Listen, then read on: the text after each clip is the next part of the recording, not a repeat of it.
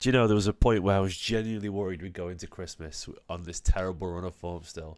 And I'd have to sit here, be making these videos and panicking all over that, where we're all meant to be celebrating with Santa and all that kind of stuff. But no, City won 3-0 yesterday, last night. The most reassuring, comfortable hugs of a game of football. We really needed that, didn't we? Welcome back to another video. It's Stephen here. 5 things that we learned from that game. Keep my voice down a little bit because the little guy's asleep downstairs. I don't want to wake him up.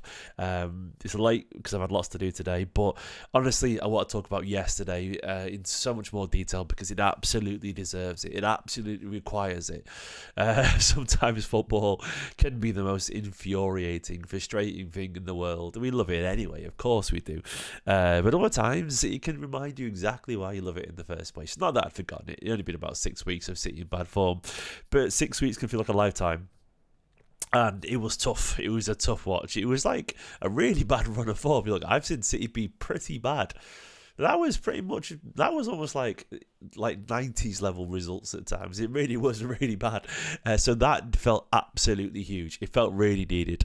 Brooks, I'm still a bit under the weather, mate. I'm under the weather, but I'm okay. I'm getting better.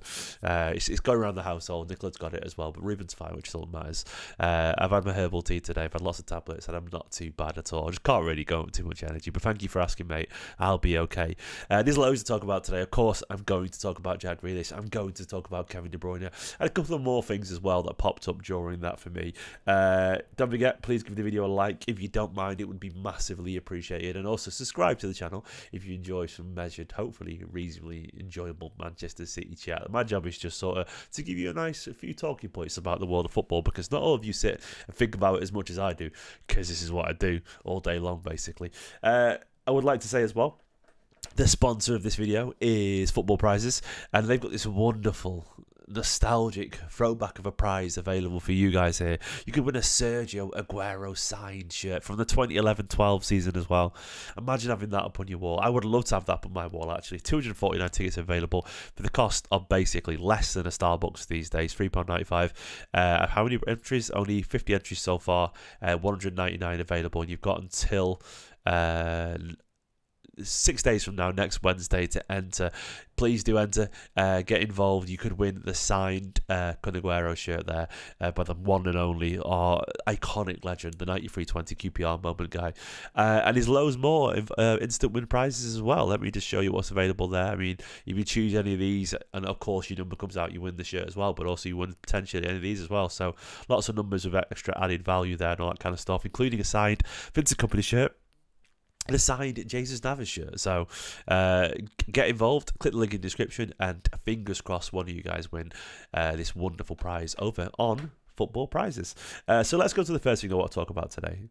It has to be Kevin De Bruyne, doesn't it? Oh, Kevin De Bruyne. And I'm not talking about him just because he follows me on Twitter. I'm going to keep mentioning that. Sorry, I just have to keep mentioning it. No, Kevin De Bruyne is my favourite ever Manchester City footballer. He is. Not because of the last year or two, just because what I enjoy in football. I enjoy seeing people do things that others simply can't, and there's an annoyingly brilliant ease to which Kevin De Bruyne plays football, the way that he just sort of caresses the ball. I've always said Kevin De Bruyne doesn't cross a ball, he passes it from wide. Like, he sort of takes things that everyone else does and makes it look really hard and makes it look really easy. His vision with either thought, his incredible ball striking technique, honestly, the way he hits the shots with either foot, the way he strolls around the park and just makes everyone better around him. KDB is still an absolute genius. Like, if City are to have a chance this season to pick up major trophies, this guy has to be on the pitch, especially sans Rodri. If Rodri's not there, we have to have Kevin De Bruyne. But KDB is still an absolute genius. I know he may be getting on, and I know his legs aren't really being kind to him anymore, but he still has quality in abundance. I need to remind you, by the way, because 2 years ago, if I said this was versus Forest, you might have gone, the name Nottingham Forest might not have held the same weight because they weren't in the reign of form that they're in right now. But Forest, as it were, that was like fourth versus fifth at the time, wasn't it? Either way, they're in the top 6 right now. Forest have been excellent this season. Not excellent because they're great going forward, though they have that in goals. They've been excellent built on an incredibly stubborn defence as well, like the best defensive record in the league over the Liverpool, I think. in the top few anyway. So they've been brilliant defensively with the pairing of Murillo, Milinkovic and the pace out wide and a really hard-working midfield. And KDB just took them apart, man. He really did. Now, of course, the first goal wasn't a particularly KDB assist, but it was his positional sense, the header back across the goal, Bernardo getting it. But it's the fact that he got an assist, because this is the influence that he has. Some people, everything they do, he's King Midas, man. Everything he touches turns to goals, Kevin De Bruyne. Gold. That's a Freudian slip there. Everything he touches turns to gold. But I said goals. There we go. Absolutely right. It does. So he got an assist, even with a header across the goal. And then the quality of that finish, man. Just ridiculous. It's just, do you know what? I've not actually watched it back. I need to watch it back right now, just during this video as I'm talking about it. But it's the sweetness of the strike. And obviously, Doku did wonderful. Absolutely wonderful to make the space in the first place for him to score. That quality though, like, I don't think you really lose that. I really don't think you ever lose that inherent brilliance that you've got, like that ability to just put it in the top corner from with ease from 15-20 yards. Like, there'll be elite former footballers that can still do that, because this is just who they are and just what they do. They're just great ball strikers because they have that ability in abundance. And this is where KDB shines, I'm trying to find the goal now because I've not watched it back again. Here we go. I mean, yeah, he's in the 18-yard area, but he just pings it past the keeper, who's got no chance whatsoever. But that's Kevin De Bruyne for you, isn't it? Absolutely world class. So yeah, this guy, look, if he stays fit, I don't think we'll win the league, but I don't think we're all ruled out of it for a long time either. I'm not sure we can overturn that 9 points, but you know what? Stranger things have happened in football, and it is funny what a Kevin De Bruyne can do to you. A 3-0 win against Forest can do to you. A tactical tweak here and there, what he can do to you. He can change the course of a season. And make no mistake about it, Guardiola was right to say that isn't his City side over the past 6 weeks. And I know I've been a little bit critical about the ageing of the squad, because I still think that's an issue. And I think even if it's not the quality per se, it's more the fact that aging players get injured. Aging players aren't reliable and can get caught out. So, like, I think there's quality there, of course, but we do have fitness issues and all that kind of stuff. So I do think even though Guardiola's right to say that, and I do think even though I've said there's been some issues with recruitment, I stand by all that still. I've always said that if we keep De Bruyne fit, I still think we can win the league, because I think he's got just insane inherent quality that pins teams back. Adam asked in the chat, do you know KDB? Not like as friends, but I know him because he's Kevin De Bruyne. But I'm pretty certain he knows me, which is... Well, he does know me. I know he does, because obviously I've done a lot of stuff with City.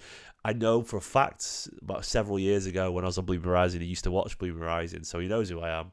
I've chatted to him before in person, and I did the whole, hiya, Kev, can I get a photo?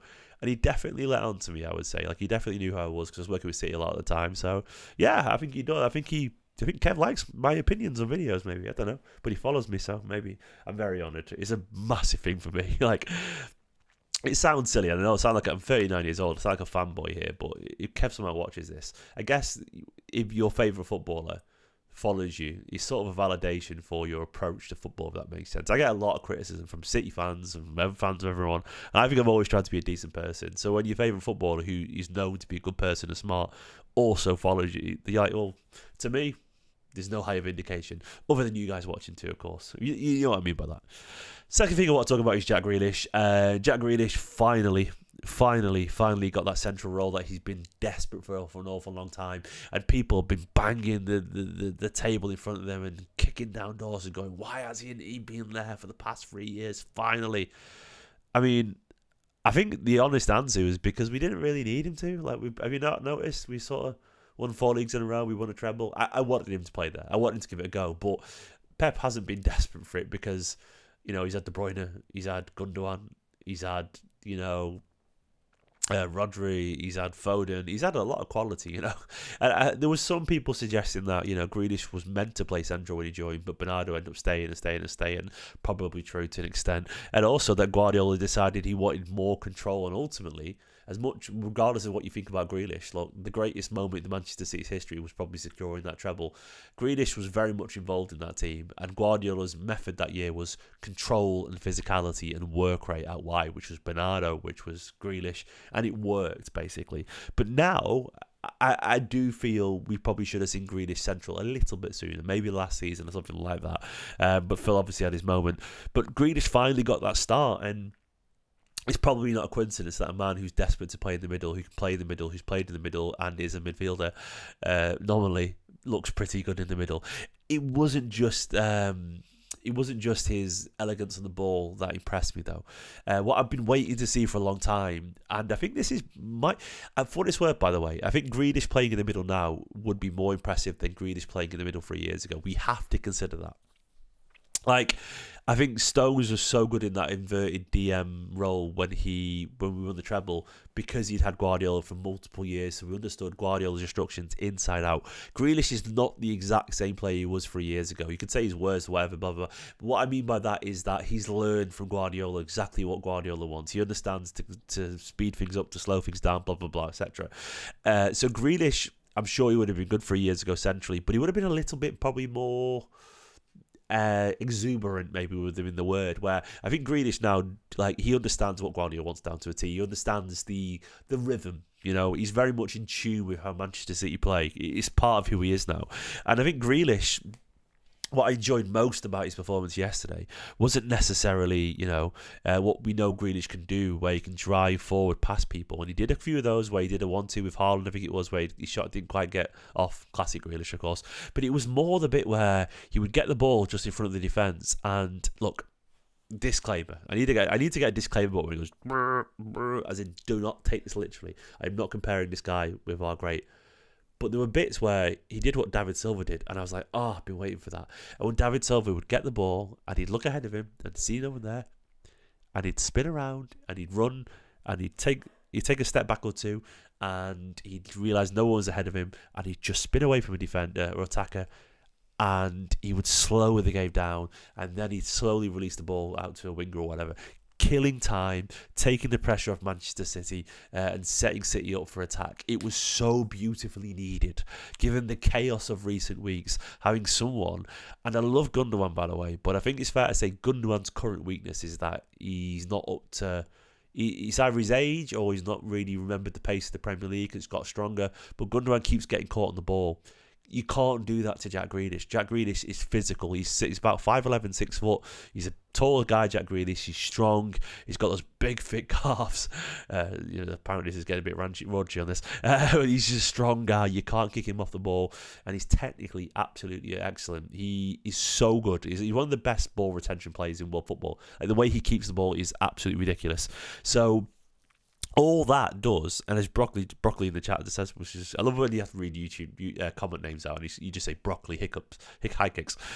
He said in the chat, he absorbs pressure. He absolutely does, and you need the best sort of deep lying midfielders are often, they're like, what they call lightning rods or whatever, where they just absorb and attract all that pressure. And that's what Jack Grealish was really good at yesterday. He was really good at that. And I'm not saying, he'll be the long-term solution there. But what I am saying is he's clearly comfortable and clearly natural in that role. And right now, we're crying out for a bit of physicality. And seeing Jack Grealish win a couple of challenges, in going back towards his own goal, making a big block in the area, not getting pushed off the ball, taking the ball in tight spaces centrally, and being able to spread it out to the left or the right, or look up to Haaland, or link up with Jeremy Doku on the outside, who looks way more comfortable being a winger. It was really encouraging. Like, we needed that. And Gundogan and De Bruyne looked very much at home alongside him, because he understands the pace. You've got City are a Rolex watch, or a finely crafted, meticulous, beautiful watch where all those gears are in place. And recently, I've had one done like that, and when the others are just trying to slowly grind away, Grealish just slotted right in, and everything ticked smoothly. Wasn't perfect, but it was good. And Grealish absolutely has to play there again. He has to. He's earned it. He's warranted it. And this isn't like, I feel cruel for saying this, by the way, because I'm not trying to get him out. This isn't like when Nunes played well on the left, where everyone's like, he's a left winger now. Because there was no body of work to show that Nunes would ever be a good left winger, if that makes sense, because he never played there before. This is a bit different than that. I think we're getting carried away here. The difference here is that Grealish has always been a midfielder. We know he can play there. So this isn't like us getting excited because of one game. No, this is us getting excited because it's felt like the most obvious thing for years. So I think that this isn't us getting giddy for the sake of it.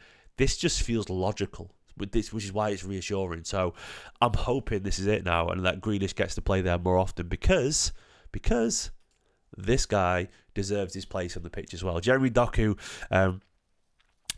is another who's a lightning rod, but often for criticism, which I think some of it is often unfair, some of it's a little bit fair. But as you find on the internet, a lot of people aren't very measured with how they deal with criticism, because I think people are unintentionally often lazy with their language.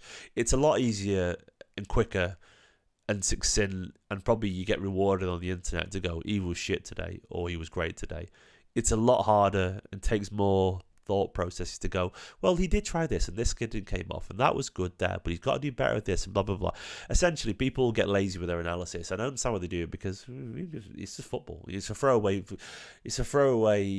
comment often. And when someone replied to me, and if you watch this, mate, I don't mean it personally, and it's just, we've all done it, I've done it before. Someone replied to me saying, oh, he was cheeks yesterday, I thought he was cheeks being as in crap, as in, and I was like, but he wasn't really, was he? Well, probably, and he corrected himself saying, well, probably wasn't that bad actually, because people just exaggerate a little bit unintentionally, and I think this is what happened with Doku, and people do it all the time, and then it becomes the truth though, like he's actually crap or something. He isn't. Doku isn't crap. There is some rough edges there, and occasionally his final ball lets him down. It does, but the one thing I like about Doku, and I would argue it's been amplified where City are right now, is that the one thing you need when you're in a situation like City have been in, hopefully gone past that now, have been in, whatever, over the past few weeks, you need bravery. You need people who aren't affected by the malaise that surrounds the side. And there's been far too many players, in my opinion, that I understand why it happens, but I've been a little bit disappointed by a few senior players who've had their form dip collectively, if that makes sense. I understand why that happens always, but I always believe the truly great players, I'm talking Rodri, I'm talking De Bruyne, people like that, their form just is consistent. It doesn't matter if everyone else is off it around them. They're usually great anyway, because they play at their own tempo. They just are who they are. They're not affected by the noise around them. Now, I'm not saying Doku is a great like De Bruyne, like Rodri, because ultimately what makes them great is more than just the personality, it's their quality as well. But Doku has a little bit of the personality about them. And what I mean by that is that Doku isn't affected by what's going on. Doku plays with personality, and he plays with confidence, and he plays with conviction always. That doesn't mean that everything comes off. This is where the quality is the difference between De Bruyne, Rodri and Doku. But Doku has a little bit of their mentality, which I really admire. He's fearless. He keeps going at it. And for that reason, I think Doku deserves his place right now. And for that reason, that's why I was really, really happy he got the assist, he got the goal yesterday, because he deserves it. He deserves it. His attitude is absolutely spot on. He's definitely improved since he first joined. He works back harder. He's not a natural defender, but he definitely tries. And he never, ever shirks his responsibility. And he's so easy to hide.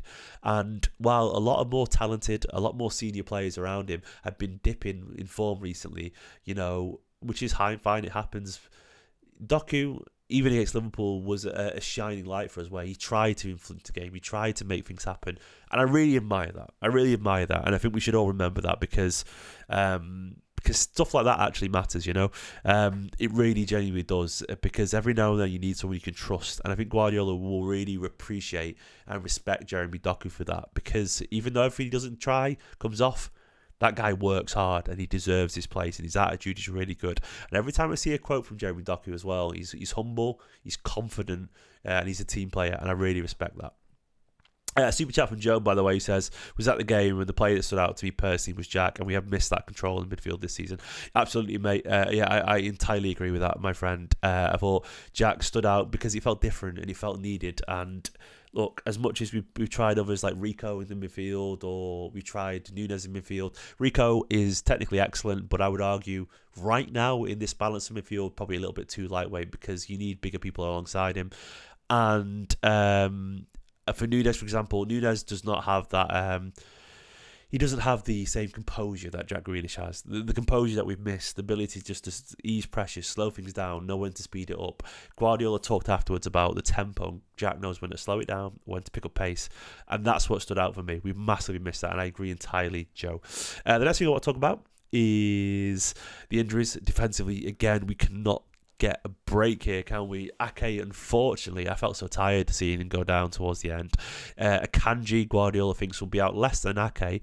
Ake, he looks like a minimum month, doesn't it, based on Guardiola's words? He looks he's going to be out for a while, Ake. Can't really get a break here because Ake, annoyingly for me, is our most informed defender right now. Ake is a guy I absolutely adore. Nathan Ake baby, man. Nathan Ake baby. I absolutely love a guy. I think he's phenomenal. I actually said, I think about September, October, that I would actually play Ake every now and then if he was fit. And everyone was like, what, you're going to drop Vardiol? And Vardiol at the time was flying. And I went, yeah, every now and then. Not because Vardiol's done anything wrong, because that is the nature of Manchester City, you know? That is because players need a rest, because you can't play the same guy every single week because horses for courses. Sometimes you want an Ake, sometimes you want a Vardiol out wide. And I said that back then because I knew the importance of Ake. And I think when you get a shiny, beautiful new toy in Oscar Vardiol, who's a wonderfully gifted footballer, who's exciting, who's great, is technically excellent, I think it's very easy to sometimes overlook the steady Eddie. You know, Nathan Ake isn't an exciting footballer as such. He's a reliable, brilliant one. But when you're in the trenches, you need people like Nathan Ake. You absolutely do. He's a cracking footballer, reliable. And once again, I talked about Doku being the kind of guy you can trust. Nathan Ake is similar that way. Nathan Ake pretty much plays to the, he dances to his own tune. And I really admire players who can do that. So this is a huge blow. And Akanji as well. Look, Akanji's definitely been struggling for a long time right now because his form's dipped a little bit as well. I think you can put that down to injuries, absolutely. And it's a blow. And the concern here is that when you look at Kyle Walker, I think Guardiola not playing him yesterday and putting Akanji there right back instead, to me, that is seemingly... I think there's something in that. I think the Guardiola's... I think he's something in that. I think he's acknowledging Kyle Walker's form. When you see the quotes coming out that City are considering moving Walker on, and that maybe he's dipped, they weren't expecting a dip to this level. And Rico struggling a little bit in terms of form, fitness, whatever right now. Too much too young. I do wonder, with the injuries defensively, Stone struggling to stay fit, Ake and Akanji struggling, and then Kyle Walker and Rico Lewis not fully there, Vardiol's form up and down. I wonder if City will go into the transfer market. And I think we've learned that right now, unfortunately, we're in the midst of an injury crisis, and a lot of it's on the defence, and a lot of it is a mixture of form and injuries, but we've got an unreliable defence right now, and that's not because of quality, it's for various reasons. And I do think we have to take this seriously, and there's a lot of talk about getting a midfielder, absolutely, but you can make a very strong argument to suggest that actually a defender, the perfect solution for me would be, it's an Akanji type again. A guy who can play right back, a guy who can play centre back. We need someone like that desperately. A really versatile guy who can step in the right back if Walker's not stepping up to it, or can play right side of centre back. We need something like that. I don't know who that is, and maybe the Frimpong links just imply that we're gonna try and sign a right back who can just bomb forward, play as a right wing back basically. It's fine, but whatever it is, I think we have to be very open and honest to the idea of prioritising defenders right now. What I enjoyed, annoyingly, my laptop's just gone flat next to me, which had my stats on. I was going to talk a little bit about the creative variety last night. Can I get it up? Is it going flat? Don't go flat, laptop. Here we go. I was going to talk about, let me just quickly send these to myself, these notes before my laptop goes flat. Hang on. Come on. Basically, what I was going to say is, last night, to me, I really, really thoroughly enjoyed the creative variety on display, because there was some for once. And we've not seen a lot of that recently. We really haven't. It's been very much get it out wide and hope for the best. And I've sort of got I did a little bit of research on this. Last night did feel different, creatively. It felt like City actually played some nice football. If you go back to the goal again, the first goal, I mean, that came from, I don't know who played the ball inside to Gundogan, but you got Gundogan making a deep run, a very David Silva-esque run, or Bernardo Silva, his very best run, in the inside left channel, and then the dinked ball to the back post, and De Bruyne making a run at the back, and it was a cross, of course, but it was it is a considered cross, if that makes sense. It wasn't a hit and hope cross. And then the football, Grealish drifting in and out, linking up with people, Doku going past someone, finding De Bruyne centrally. felt like a lot of City's chances yesterday came from just good football. There was so much variety. You had Doku running at people. You had the overlap as well every now and then. You had the underlap with Vardy and Gundogan. You had KDB going wide of Bernardo Silva. Like, the Bernardo Silva's on the picture here, and I felt personally that was the best game Bernardo Silva had all season. Like he looked sprightly again, Bernardo. Like Bernardo came alive with Kevin De Bruyne around him because he was taunting and teasing and giving. He was giving the left back a very, very tough time, you know. By the way, someone's asked about the medical staff. Should they get blame here? No, I don't think so, mate. I think City's medical team is actually pretty good. They've got incredible facilities. I think some players are just injury prone. Like, I don't think you can blame the medical team for John Stones or Ake, who've always been injury prone. Being injury prone, you know, it's just what it is. I think the football. I think, do you know what the real blame is here? Players playing 70 games a season. Longer than ever because of all the injury times and never getting time off and playing through World Cups and Club World Cups and all that. Players are just knackered, mate. It's as simple as that. But anyway, back to the point I was making. Bernardo looked so much more alive, and he was popping up in the centre to get, you know, even though he was playing right wing, he was popping up in the centre to get the tap in from De Bruyne's header, even though he was meant to be a right winger. It was just. Yeah, it was so much more fun to watch. And then someone actually replied to me on Twitter saying it was nice to see a lot less crosses. So I actually went back and did the research. So yesterday we put in 15 crosses yesterday. Look, there was some exceptions to this. There was a couple of games like Bournemouth and who else? Liverpool, whatever, where we didn't put in as many. But these are actual stats. Against Spurs, we put in 33 crosses. Brighton, 27. Southampton, 29 crosses. Feyenoord, 24 and 20 versus Sporting. Like, we were averaging around 30 crosses for 3 or 4 of those games there per game. 15 yesterday. And the thing is, what we know now, what we not know now, we just know at the time, so many of those crosses were aimless. Just people punting the ball in towards Haaland. There was no variety there. There was no creativity. There was no joy in the football. It was functional, and it was a little bit desperate, you know. When City start crossing a lot, things is not going well. Yesterday, there was half as many crosses as recently. And I think you could see it. The movement was good. The link-up play was good. There was variety, and that usually is a byproduct of confidence and the right setup. And I think yesterday the difference maker was, of course, physicality, midfield. The tempo was good with Gundogan and Grealish and De Bruyne all enjoying each other's company. Doku having fun on one side. Bernardo loving having De Bruyne overlap him again. Vardy enjoying getting forward, knowing that the shield of Ake, Diaz and Kanji behind him offer a lot of physicality and reliability. It just felt right yesterday. And I think that's City at their best, basically. There's a decent correlation between the amount of crosses City put in and the football. It's not always accurate, you know. But usually, if City are crossing an awful lot, we're getting a bit desperate. And yesterday, it was nice to see. So, guys, that's 5 things I want to talk about. Longer video than I planned to do, but I enjoy talking about the game. De Bruyne is still very much a genius. Love you, Kev.